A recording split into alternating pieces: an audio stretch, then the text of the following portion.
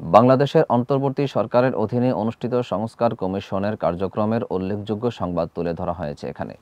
প্রধান উপদেষ্টা ডক্টর মোহাম্মদ ইউনূসের কাছে 4টি কমিশন, নির্বাচন কমিশন, দুর্নীতি দমন কমিশন, পুলিশ কমিশন এবং সংবিধান সংস্কার কমিশন তাদের প্রতিবেদন জমা দিয়েছে। এসব কমিশন মূলত দেশের আইন, বিচার এবং শাসন ব্যবস্থা সংস্কারের প্রস্তাবনা নিয়ে কাজ করছে। প্রতিবেদনগুলি জমা দেওয়ার পর একটি সংবাদ সম্মেলন আয়োজন পরিকল্পনা করা হয়েছে, যাতে এগুলোর উপরে বিস্তারিত আলোচনা করা হবে। কমিশনগুলোর প্রতিবেদনে নির্বাচন পদ্ধতি, রাষ্ট্রপতি নির্বাচন এবং আইনসভা সংস্কারের জন্য বিভিন্ন সুপারিশ থাকতে পারে। ডেস্ক নিউজে বিস্তারিত জানাচ্ছেন লাবনী আক্তার।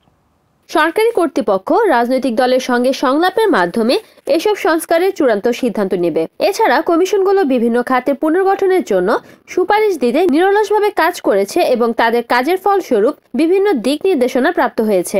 আগামী মাসে অন্যান্য কমিশনগুলোর প্রতিবেদনও জমা দেওয়ার ঘোষণা দেওয়া হয়েছে, যা দেশের শাসন ব্যবস্থাকে আরও কার্যকর এবং স্বচ্ছ করতে সহায়ক হবে। সার্বিকভাবে এসব উদ্যোগ দেশের রাজনৈতিক ও প্রশাসনিক সংস্কারকে সামনে নিয়ে আসার জন্য একটি গুরুত্বপূর্ণ পদক্ষেপ বলে বিবেচিত হচ্ছে।